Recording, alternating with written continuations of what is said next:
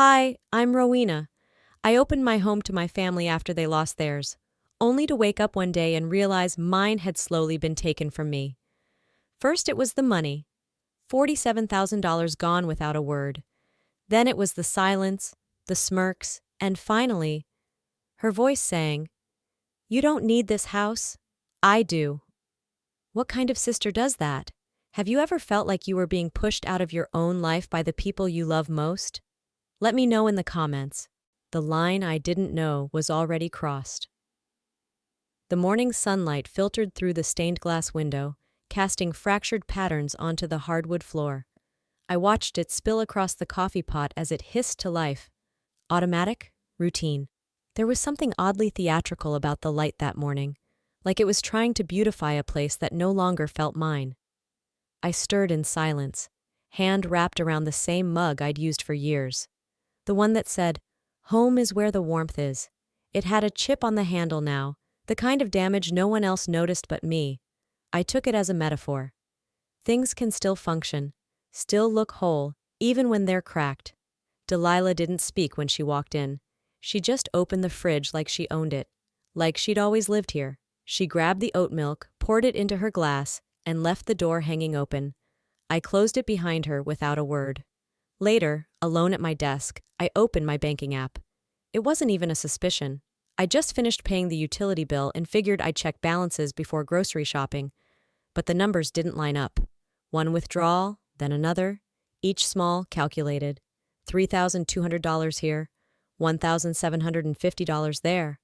Dozens of transactions, never enough to trigger a flag.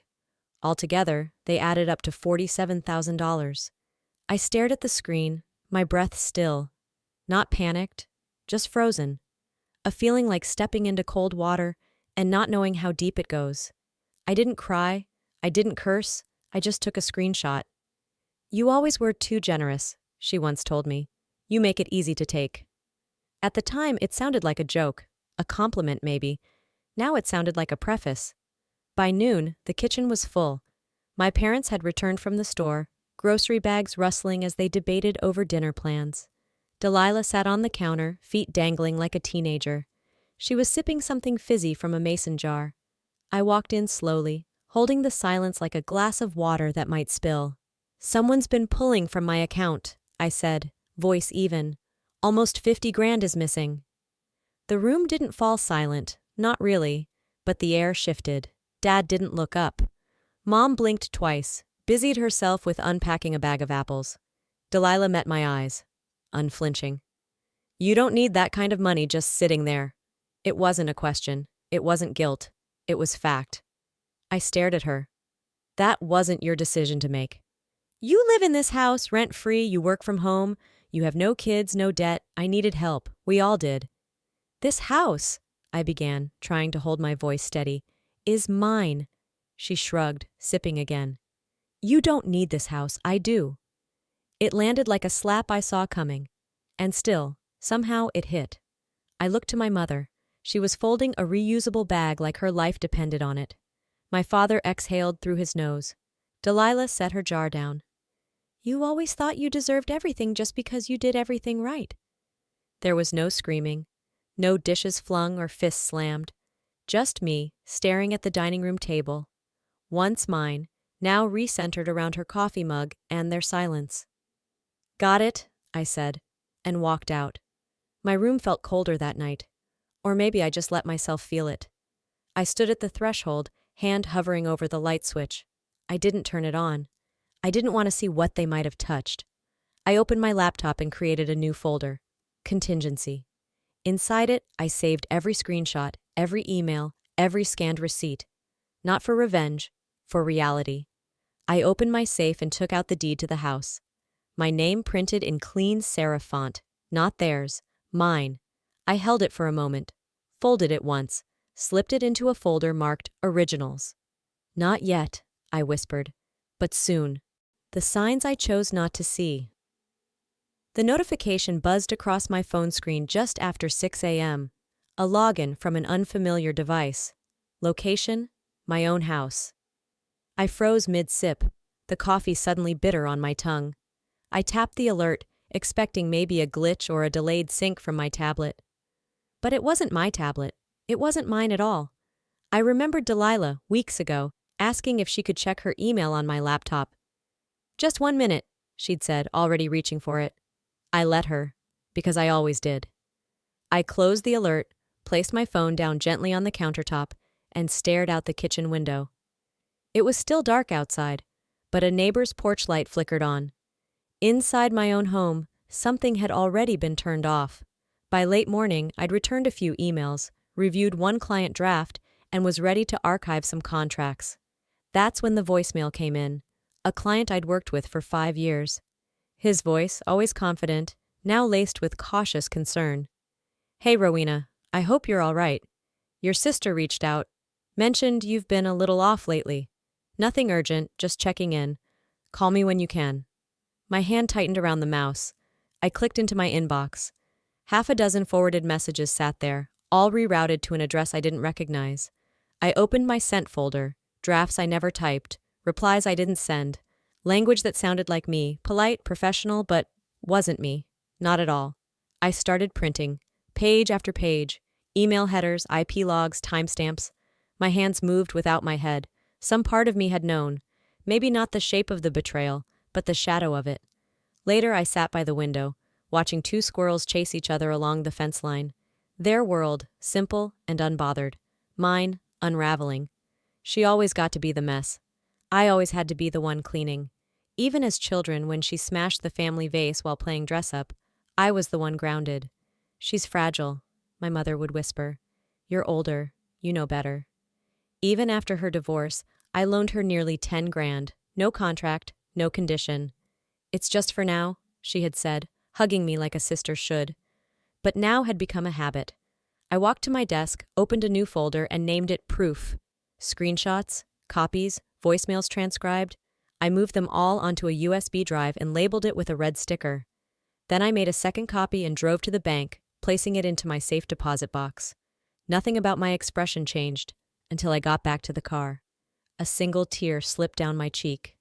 I caught it before it touched my skin. As I walked back inside that evening, Delilah passed me in the hallway, her eyes dancing with something smug.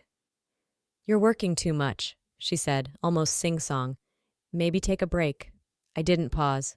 "Noted," I said. But in my head, the words were louder. I won't be the one leaving. The walls forgot my name. The voicemail came in while I was rinsing a cup under the kitchen faucet. I recognized the voice immediately. Miles, a client I'd worked with for nearly 7 years. There was a warmth to his tone, but it was padded with something else. Careful distance. "Hey, Rowena, I hope you're doing okay. Delilah mentioned you've been going through something. She said you might need some time away from work. Just checking in." The ceramic cup slipped in my hand, clinking against the sink.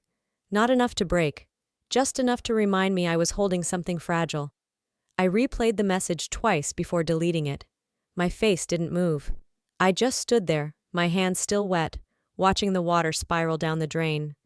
I didn't remember giving Delilah permission to speak for me. But I should have known by now. She never waited for permission. That was the thing about Delilah. She didn't take with force. She took with familiarity. I walked to the hallway, tablet in hand, ready to check my daily schedule. The Wi-Fi wouldn't connect. I checked the network list. The name had changed. Knox Family Home. I stared at it for a moment, blinking, as if the letters might rearrange themselves. Then I walked into the living room. My parents were seated on the couch, coffee mugs in hand. Delilah was standing at the window, scrolling through her phone. "I changed the name," she said, not looking up.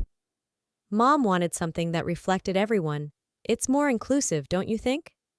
My father stirred his coffee. No one asked what I thought. I turned and walked away before my voice betrayed me. Later that day, I passed the front gate and paused. Something was off. The wooden nameplate I had carved myself, stained and sealed with hours of care, now read, "The Knox. No Tate. No me." I stood there longer than I meant to. It was a weekday afternoon, not a neighbor in sight. Just me and the erasure of my own name, engraved in wood, smiling like it had always belonged there.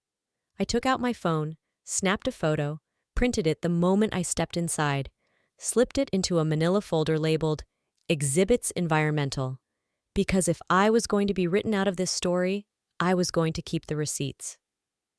The house had changed in subtle ways. The scent of my linen spray had been replaced with lavender, Delilah's favorite. The painting I hung in the entryway had been moved to the garage. No one told me why. I remembered the day I moved in, how I'd spent 2 weeks sanding the old floorboards myself. I'd bled from one palm and smiled through it. My mother never came to see the housewarming. Delilah did. She criticized the curtains. I built this place from scratch, I whispered now to no one, and somehow I'm a tenant. That night, I logged into the home security system to reset the camera placement. Access denied. Admin rights changed. I sat back slowly, staring at the screen like it might apologize. It didn't. Delilah passed by my room, humming, the same tune she'd hum when we were kids and she got away with something. "They're not just erasing my name," I said to the empty room.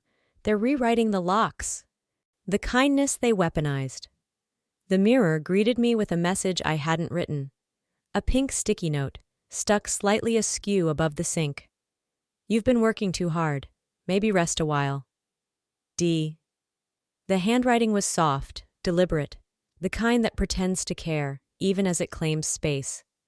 I peeled it off gently, flipped it over, and pressed it back with the adhesive side exposed. Just a quiet act of protest in a house that no longer recognized my boundaries. When did care start sounding like a command? The kitchen smelled of toast and floral hand lotion. My mother sat at the table, folding napkins into neat triangles like we were expecting guests. We weren't. "Have you ever thought about talking to someone?" she asked, placing a business card near my coffee mug without looking up. I blinked once. "She's helped women like you before," my mother continued. "Strong, tired, carrying too much." I glanced at the card, ivory embossed, delicate serif font. Delilah didn't speak. She just watched from across the kitchen island, her spoon tracing circles in her yogurt. I picked up the card, tucked it into my pocket like it meant nothing, and took a sip of coffee that tasted suddenly metallic. This wasn't concern. It was containment. There was always a subtle choreography to the way they moved around me. Smiles timed perfectly, questions laced with implication, help that came with a leash. I was never allowed to be simply tired. If I faltered, it meant something was wrong with me, not with them, not with the weight they piled on me without asking. After Dad's stroke 2 years ago, it was me who rearranged my schedule, drove him to appointments, organized medication trays. Delilah sent flowers, twice, posted a quote on Instagram, "Real strength is invisible," and got 238 likes. I remember thinking, I wish strength really were invisible, so people would stop expecting it from me. They called me dependable. They never asked if that meant I was okay. That afternoon, I opened the shared family iPad to check a bookmarked tax form. The voice memo app was open. One file paused halfway through. "She's exhausted," Delilah's voice said, slow and soft. "We just want to protect her from herself." It sounded sincere. It also sounded rehearsed. I didn't press play again. I backed out, airdropped the file to myself, and labeled it Consent to Control. There's a kind of fear that doesn't raise your heartbeat. It slows it, dulls the edges of your thoughts, makes everything heavy like wading through thick fog you can't clear. That night, I found my mother in my office, rearranging folders on my bookshelf. She turned, startled, holding a label maker like it was a bouquet. "Just trying to help you stay organized, honey." I stood in the doorway. My hands were empty. My voice wasn't. "Then stop pretending I'm not here." She blinked. Once, twice, but said nothing. The warning she laughed at. She was already at my desk when I entered the room, legs crossed, my computer open. The files I'd left neatly organized were now scattered, some minimized, some gone.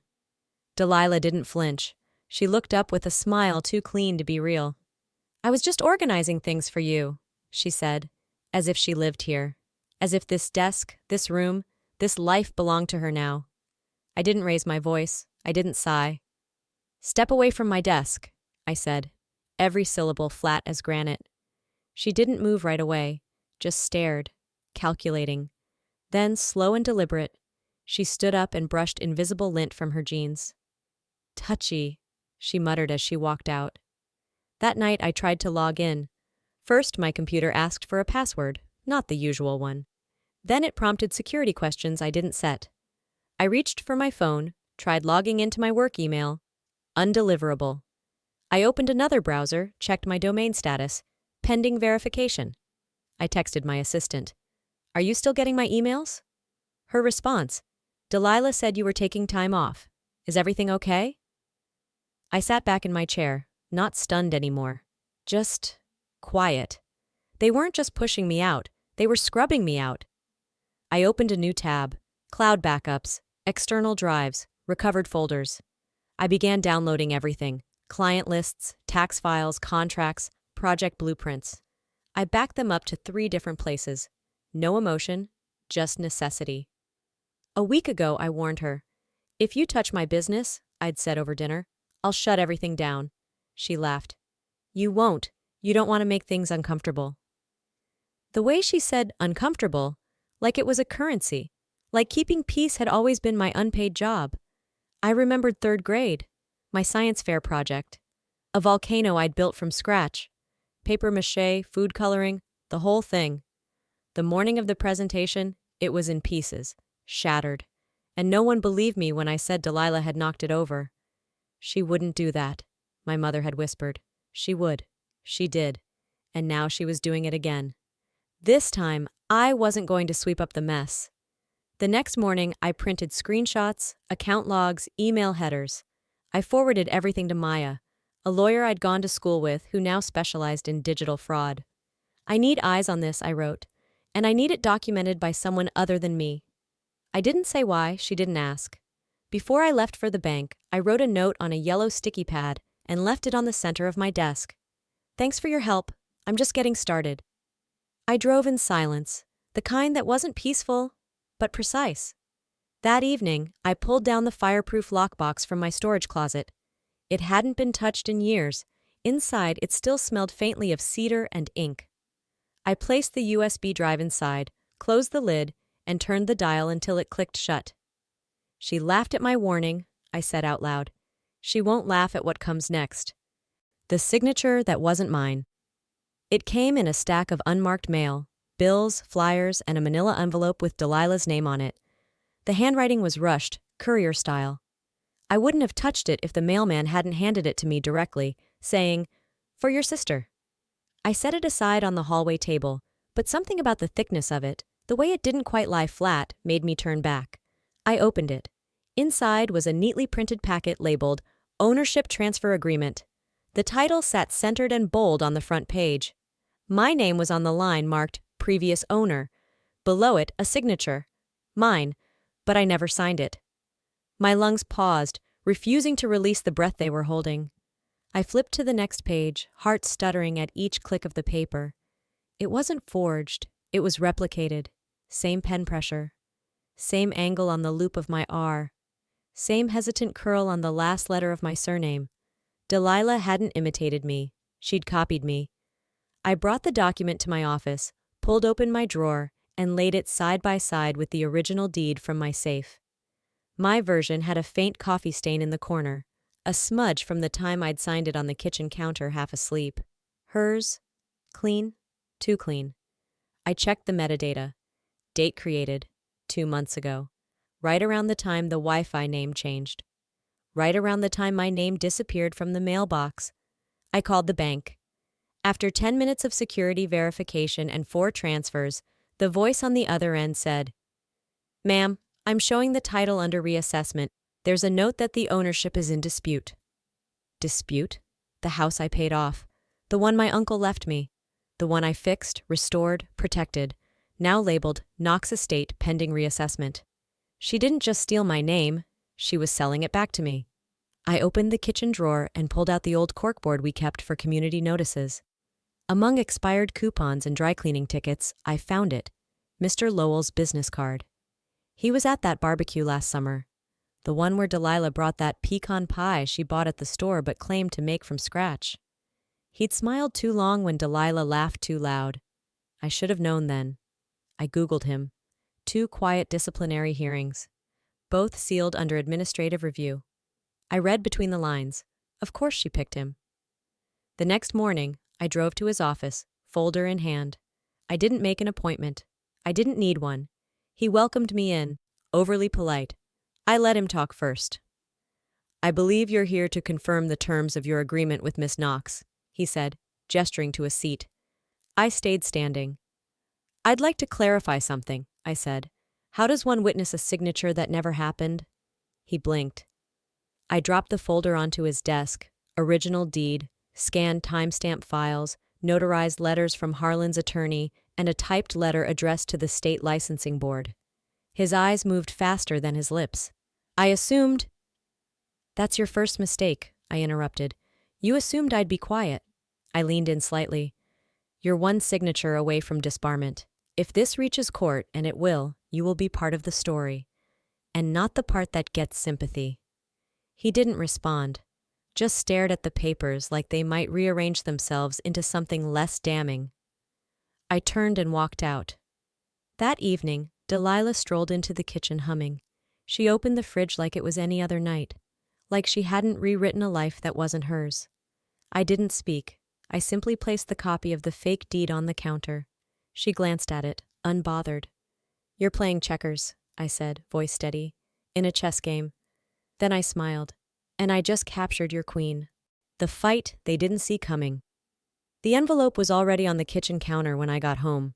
Unlabeled, cream-colored, folded cleanly with a weight that felt too deliberate. I didn't open it right away. I stood in front of it, staring, as if touching it would make something irreversible, but I opened it anyway.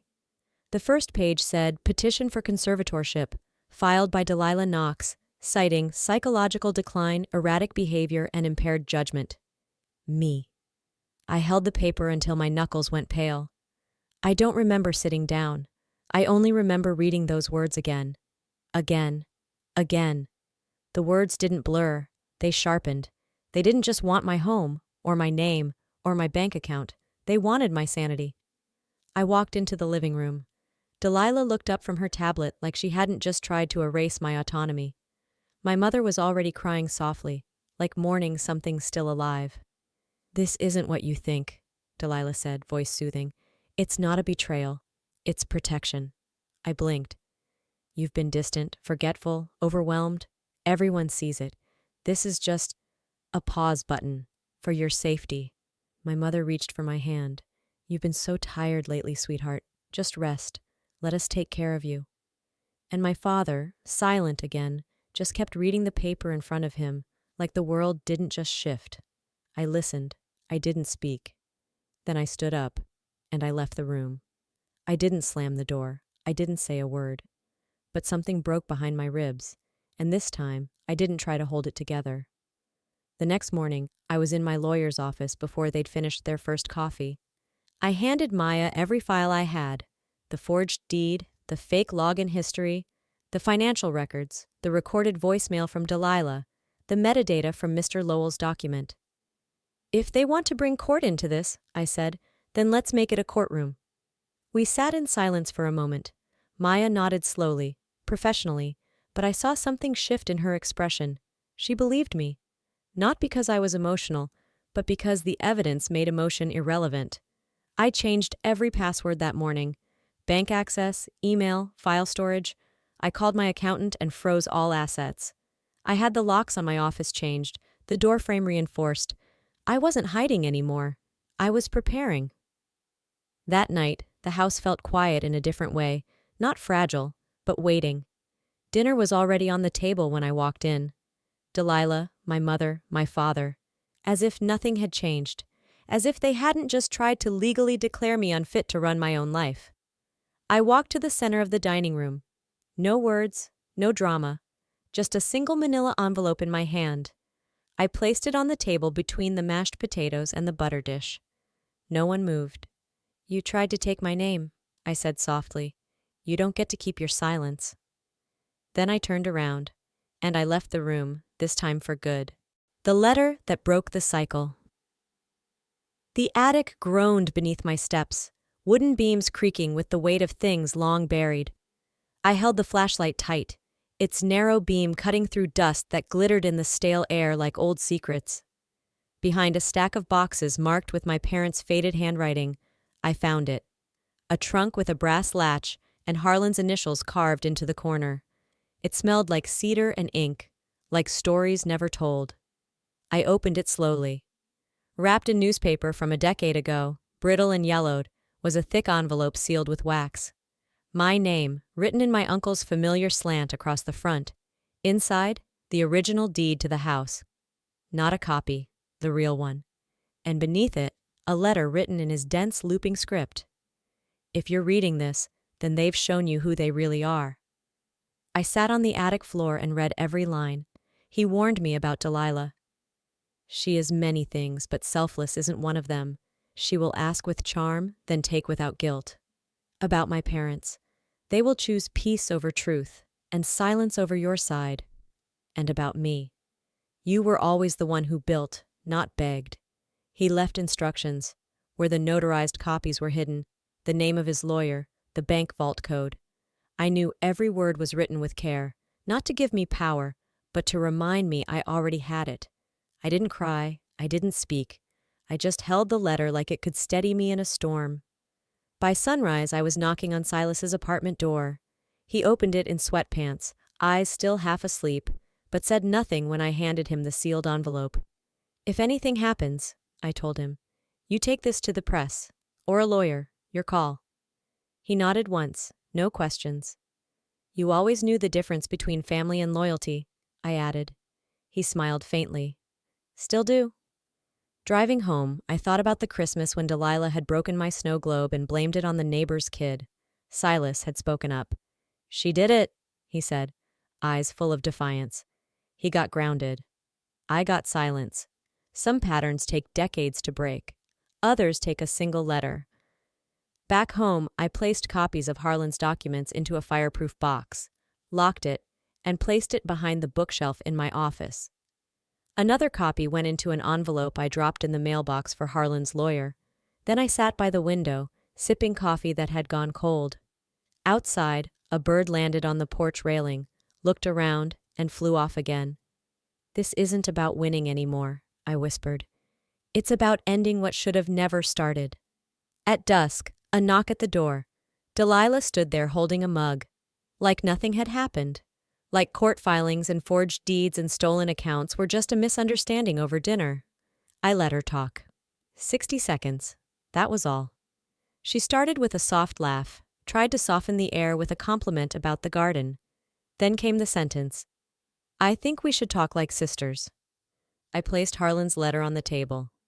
This time, I said, I brought witnesses. The ending, they never thought I'd write.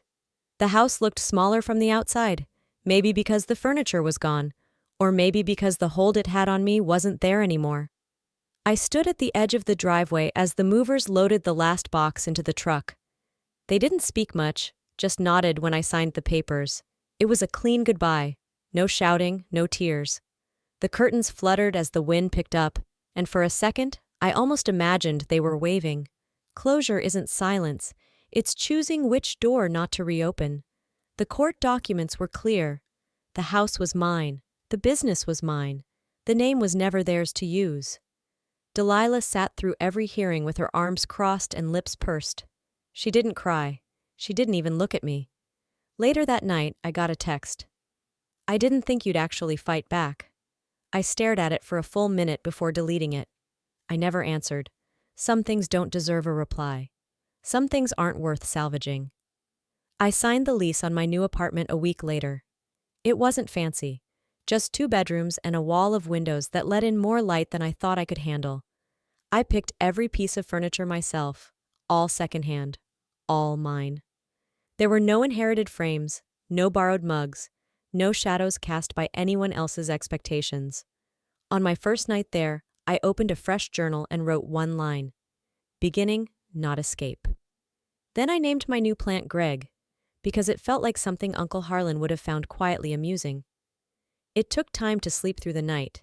My body had grown used to being on edge, listening for footsteps outside my door, waiting for someone to rearrange my drawers. But in that little space above the laundromat, With the scent of soap and the hum of machines below, I finally exhaled. A week later, a letter arrived, handwritten, no return address, but I knew the handwriting before I opened it. If I could undo one thing, my mother wrote, it would be not listening to you sooner. No apology. Just that. I folded the letter twice, slipped it into the back of my journal behind the line I'd written the first night. Some things get planted late, but they still grow. The silence in my new home wasn't lonely. It was earned. It held shape.